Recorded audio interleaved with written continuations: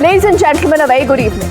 Before I tell you anything, let's begin by asking some questions. We do ask a lot of questions, but this is the time to actually ask you a question up front, because this is a question that we all want an answer to. That question also will go up on your screens. Will the nationwide protest now stop? I'm talking of the Waqf protests. The protests, we are told, are because of the Waqf. Will they stop now?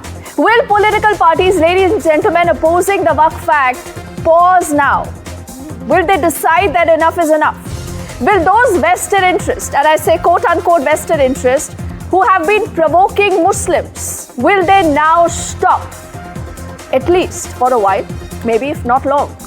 Because as the Supreme Court earlier has ordered a status quo, that is important for you to know what has happened today as far as the apex court of the country is concerned. The Supreme Court has ordered a status quo. That is that there is no change now to the Waqf by user properties or new appointments to the Waqf board until the next hearing. The next hearing is scheduled for May the 5th. The opposition is claiming victory. They say, we told you so, see, we've got this. Though, I must tell you again, and this is important because this is what the court has said, that there is no interim stay. There is status quo. So look at the wordplay when we'll ask those questions to a lot of netas joining us in just a moment. And on your screens are a lot of these leaders who've been speaking against the Waqf. They've all been saying this is unconstitutional, it needs to go. This is dictatorial attitude of the Modi government. Mamata Banerjee, Akhilesh Yadav, Asaduddin Owaisi, to the Congress party fronted by Rahul Gandhi. All of them. But today I want to know whether all of them are listening. Have they heard what the Supreme Court has said? Before we find out that, I want you to hear what all these netas have said today. This is not reform. It is retaliation in the guise of reform.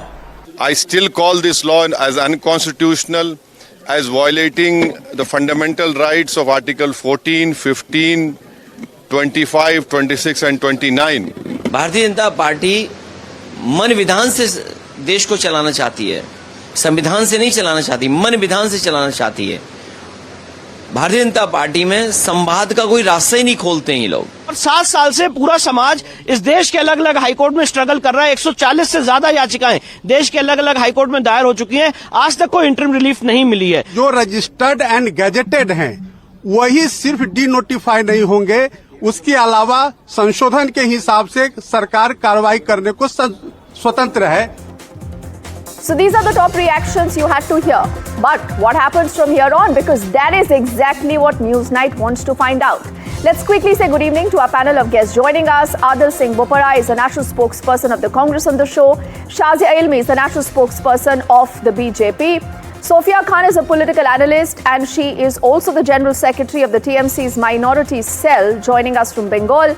And we also have Shahdan Farsaji, who's a senior advocate in the Supreme Court. And ladies and both gentlemen, with your permission, let's play out Newsnight's Straight Questions.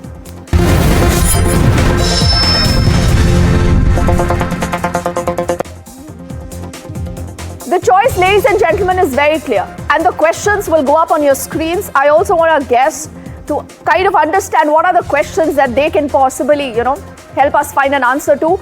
Court or protest? That is the clear choice. Either you believe in the court, you believe in the justice system, or you're out in the streets protesting. What is it that the opposition will choose now? Because the opposition has been out in the streets protesting, much like we've seen very dramatic images and violence even in Bengal, something that even the CJI has taken very strong note of. This brings us to our second question that's already up on your screens. Will the opposition appeal for peace and order? Will they say there should be peace and there should be calm? The third straight question. Who's going to decide what is constitutional? Because, ladies and gentlemen, for the last many weeks, as you've seen this entire debate around the Waqf, the one thing that the opposition continuously says is this is unconstitutional. Who decides this? Will Adil decide this? Shazia decide this? I decide this? Or you decide this? Or the courts of the country will only decide this? This brings us to our fourth straight question. Why is everything and almost everything, not just legislations, but almost every matter, why does that land up in the Supreme Court always?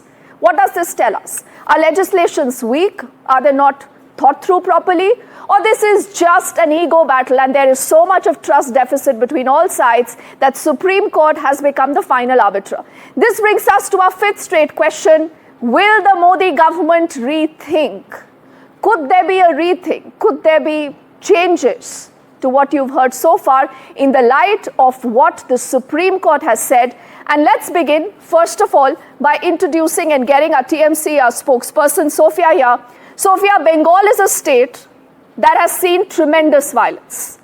Violence that puts all of us to shame. We'll put out those images also on our screen, Sophia, something that the court have also taken very, very strict cognizance of. Can you tell me whether this protest, this violence, this arson, this chaos, will this, Sophia, now stop?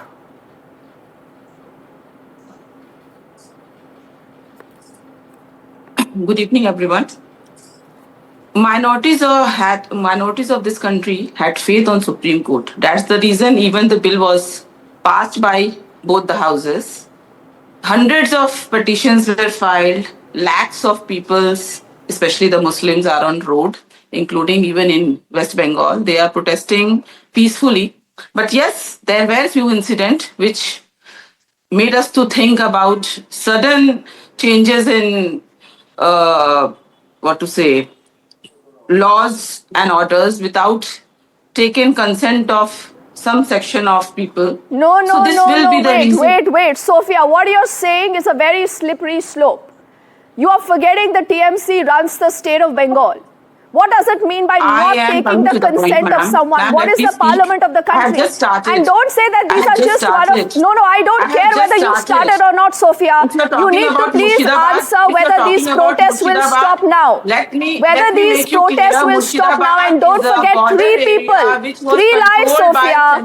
3 lives have been lost.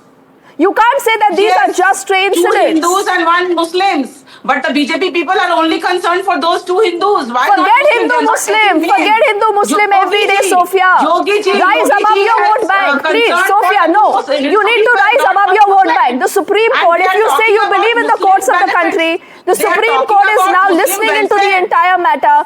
Tell me something. What will you do next? Will Mamata Banerjee appeal for peace and calm? Will she do that? Can you imagine? How could they demoralize Muslims by calling them puncture wala? And they are talking about welfare of Muslims. That is politics, no? Why are you dragging your own politics into this? You're saying you believe in the courts of the country, right? They want to do religion politics, and this is the reason midnight they brought this bill.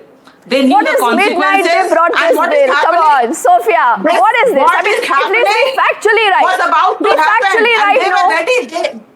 They knew that Muslim will protest. And they will. What do you mean Muslims will protest? What do you mean Muslims will protest? Muslims are anti-nationals. Muslims don't. No, where are you taking this entire debate, Sophia? No, I will have to ensure that you do not continue to polarize and communalize this. No, this is not done, Sophia.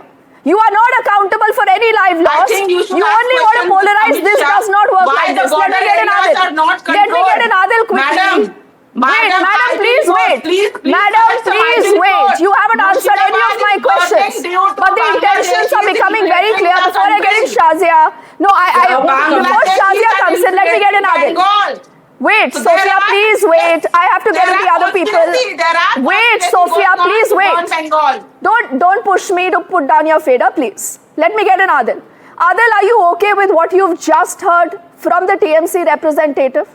This is how politics is going to be played in the country, that, okay, the courts are doing whatever they are doing, but no, Muslims are being targeted. You're targeting the Muslims, something also that you've heard from Dr. Singhvi earlier today. Should the Congress be celebrating? Well, firstly, I'm not here to comment on what anybody else says on this program. I'm here to put forward the Congress Party's position.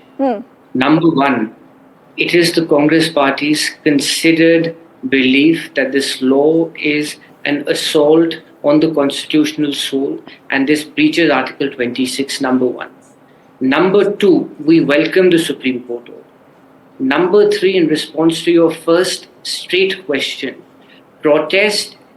peacefully protesting and pursuing litigation or agitating your claim before a court of law are not mutually exclusive. Adil, 3 people have lost their lives in Bengal. This is not a peaceful protest. I'll humbly urge you not to raise your voice. Yes, and can hear I also Let's not humbly shout urge on you this to program. please keep in mind that Let's there not are 3 shout on this people who have program. lost their Let's not lives. shout. You're the anchor. You don't need to shout. I can hear you. I can hear Adil, you need to Number remember one, the fact that 3 people have lost their lives. That's exactly what I'm You reiterating. don't need to shout, madam. Let me make my statement. If you want to speak for me, I'll keep quiet. Adil, the No, problem please with give the me the Congress specifics. is, no, will you call out Well, Mamata I'm Banerjee? so Can you glad- tell me that she is the one responsible for what has happened in Bengal? Firstly, we urge everybody to please ensure that there is no violence. The Congress party does not justify any form of violence. Yes, we are opposed to the act and we are pursuing our legal remedies before the court of law. There are Congress leaders, there are other activists who are pursuing their remedies. So therefore, in our civilized society, which is governed by the rule of law, there is no space for violence. But let's come to the meat of the matter. Please understand, I would urge you to adopt a slightly objective stand here. The Supreme Court has said that there are some glaring infirmities in the law. There is a reason why the Solicitor General today conceded on 3 very fundamental aspects. The first aspect, which was also advocated by the Congress party, that you are trying to reduce Muslim representation in the Central Waqf Council and the State Waqf Board. I am glad good sense has prevailed upon the government. Obviously, it was after the Supreme Court's observations that there will be a status quo in that aspect. Number 2, which is more worrying, the government's attempt to somehow abolish Waqf by user. Now, let me give you an illustration. There are several Waqf properties which for decades, if not centuries, have been carrying on the functions of a Waqf, even though there is no formal registered deed. We welcome the Supreme Court's observation and the order today which says that those Waqf by user will not be denotified. Number 3, there are other fundamental infirmities. For example, will the DC or the collector decide whether somebody is a practicing Muslim or not? Number 4, an observation which fell from the court, and perhaps you can consider, would the government of the day also be open to the idea of having, let's assume, Muslims or Sikhs or Christians or Parsis on Hindu shrines or Hindu endowment boards? Is the government ready for that idea? So there are some glaring infirmities. This act is about control. This act is about intruding into religious autonomy. This act is an assault on our pluralism. You are right, the courts of this country will decide. The Supreme Court will decide whether this law is constitutional or unconstitutional. But at the same time, just as you have a position that the bill is constitutional and you are supporting the BJP you might government. say, Adil, wait. I've allowed you to put forward your points. These are points that are being discussed in the court. I want to get Shazia, in here right now. But Adil, let me tell you one thing. What you think the Congress party's political position is that the bill is unconstitutional, right? What my position is does not matter. What Sophia's position is or Shazia's position is, it does not matter. Ultimately, it's what the courts of the country will decide. So, right now, because this is a heated scenario, it's a sensitive situation, Adil. 3 people have lost their lives. You decided not to speak about it initially, and for Sophia, it's like one of the incidents. So what? It's just happened. Please but don't Shazia, put words in my mouth. There is no place for violence. Just wait. Now, Shazia, I want to ask you something up front. You might just criticize the opposition for whatever.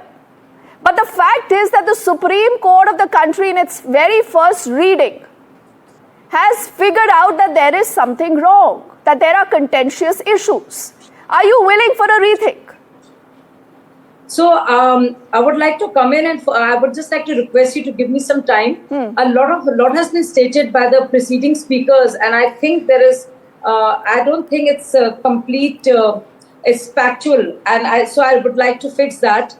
And I would just like to say to the TMC spokesperson that is quite, I find it really repulsive and objectionable. The way she's talked about BJP caring for Hindus. Mamata Banerjee, I want to tell her, is the CM of the state and responsible for Hindus and Muslims and all communities, which is why she's a CM. For her to use the word Hindus, that BJP cares only about Hindus, not to mention the 3 people who have died, and not to even condemn the rampant violence that there is indeed reprehensible, and I think it's completely shameful. I do not think, we as Indians should allow for this kind of discourse. Okay, at Shazia, I all. also want you to come back to the question I asked. Are Yeah, you no, I willing? want to- Are I you will come back willing to it. You will have for to a give me retake? time because I represent the BJP and Yes. I need to speak on all these points. This is very important that I say that. It's a very important point.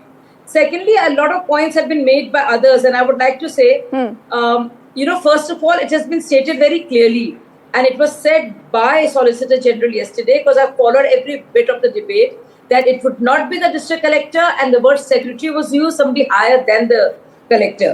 As for the Waqf by user clause, there was a question asked, and that was an important question asked as to how will you ascertain. To which the Solicitor General replied and said categorically that it will not be done retrospectively. That was one. Two, Kapil Sibal got it totally wrong, and he was trying to insinuate that the new Amendment Act actually keeps non-Muslims in a majority, to which Solicitor General not just cited the JPC committee, report of the JPC committee, but also the Act itself, which says besides the ex-officio members, there would only be two non-Muslims. And also to say that the religious acts and the other boards, let me tell Adil, my colleague from Congress Party, my counterpart from Congress Party, and I would like to tell him that this is an act, this is part of this is statutory board, a regulatory body made under the Parliamentary Act of 1954. No, None of the boards that you Shazia, mentioned we're have getting been too made much under into a technical Parliamentary details. Act. You know, I But want let to me take the finish. story ahead. I don't want to go back. We've had a fantastic debate in the Parliament about this, where points that Adil raised, points that you are raising have come forward. But I want to know what happens next. You know, did the government get this in a hurry? Are you realizing that No, you not at possibly all. could have done this in a hurry? No, not at all. No. I think the bill has been deliberated upon. We have spent a lot of time on it. Okay. It has been there since 24 October. So I think a lot of time has been spent, Okay. which is why everything has been thought of. And it's just not us, right?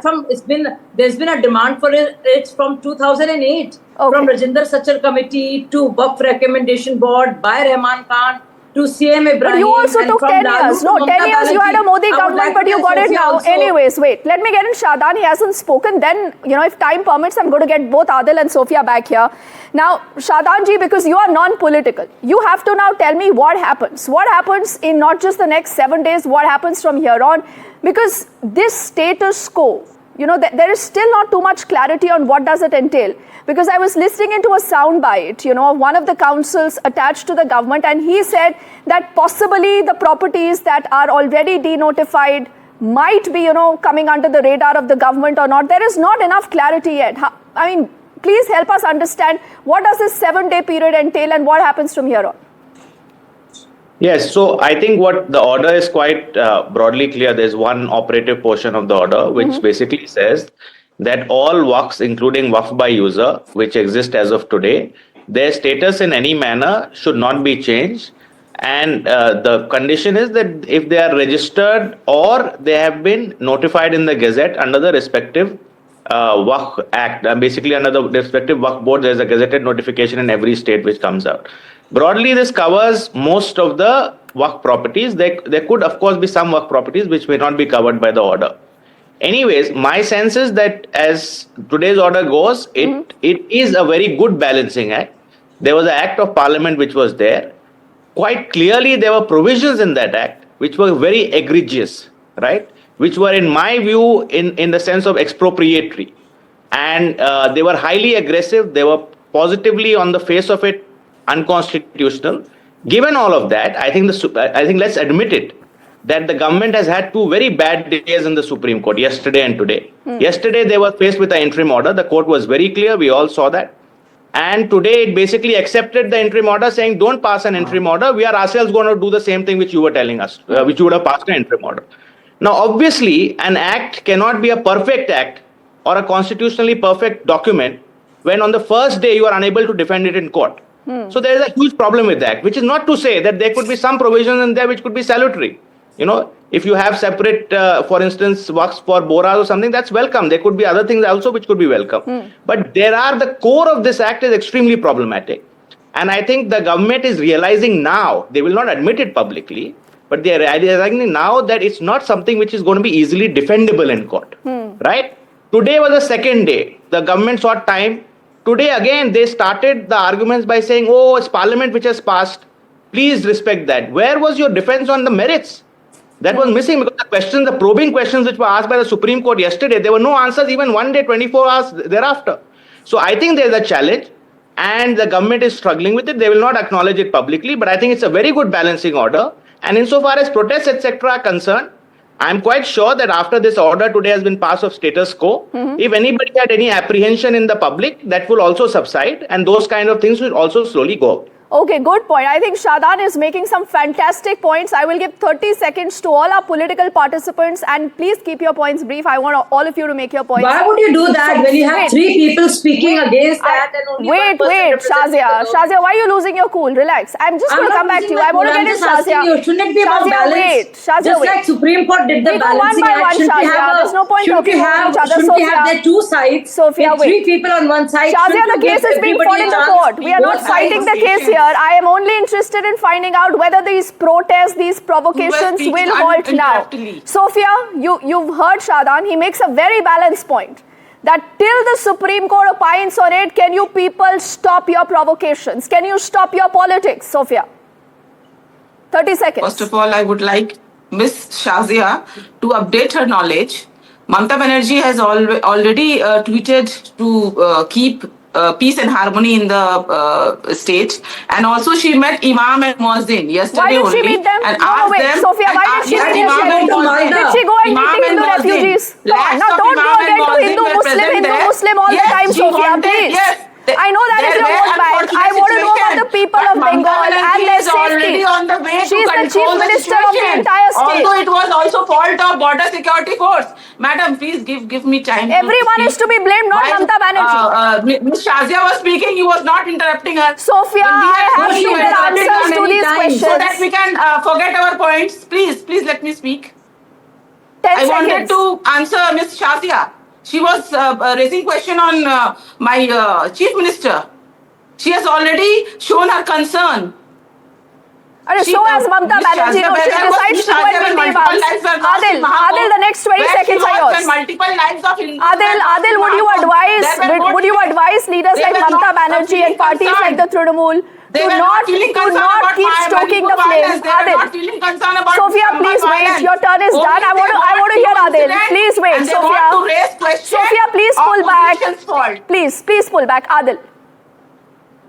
Well, unlike the media, I'm not in the business of advising political parties or representatives of theirs or programs. But we have no doubt in my mind that this is constitutionally repugnant. The BJP's intention is to undermine religious freedom of the minorities, and I think that is more than evident. This was a poorly scripted act. It was hastily passed through Parliament, and this manifests BJP's very divisive agenda to undermine minority voices. It is not just about the Muslims. And I urge your viewers to consider this. This is the BJP's onslaught on any person who is opposed to their point of view or opposed to their thinking. Okay. And by this act, they are trying to bring in administrative control into religious affairs. Adil is This making a big deeply charge. slow. Yes, Adil is making a big charge. Shazia, please respond to that in 30 seconds. Yeah, and I would also, like, interestingly today, because the three, interestingly you have today, this person called Shadab wait. who is also Shazia, let me calling it finish my constitutional question. along with two political Interestingly opponents. today, the So let me tell you, it will the only vice be president has pointed nobody can certain really call fingers it- at the Okay, judiciary. keep speaking, Deepti. Is It's the all right. I BJP will keep supported quiet. him? You just let the other side speak. I will keep quiet. I give my Shazia. turn to Shadab, Shazia, who's I a want to very, know today, the very vice president independent, has said advocate something who about the finds the bill judiciary. constitutional. Go ahead. Are you hearing my question, Shazia? The vice president has something to say No, about the you have very judiciary. little time. Give Are you it to the supporting third that? person. You give it to the three political opponents. I will keep quiet. The center, Shazia. the BJP should not speak. Shazia, it's for the Everyone second else time can I'm speak. asking Carry you on. the same question. I'm okay, Deepti. It's fine. You don't want to Sorry. respond to that question?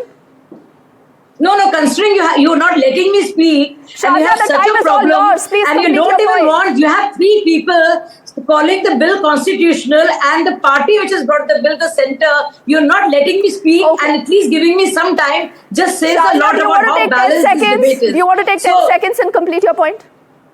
No, but why don't you ask? So I would like to say that everybody's talking about the Supreme Court and the faith they have. I hope they continue the faith, especially when Supreme Court upheld, whether it was CA or Article 370 or the thing on Rafale or even all the other bills and even on Ram Janambhoomi. So I hope you're with that and you will not be ever talking about what the Supreme Court said. I hope you will also regret the stand that you all took. Mr. Shadab, you should answer this, considering you're very ready to call the bill unconstitutional, being a very independent advocate that you claim to be, as to what all the parties did with the Shah Bano judgment. It's not about Let me finish. you versus anyone else. No personal attacks, please. No personal attacks, Shazia. Let me finish. You put out a spirited defense. Let me finish the on triple talaq bill and Shah I get your Bano point. case, We'll wait to see what the court does, what the opposition says. I want to thank Shazia, Sophia, and both gentlemen for joining us. We'll continue to keep our focus on that big debate, and you see it's already become so fiery. Let's quickly get in Newsnight's parting shot.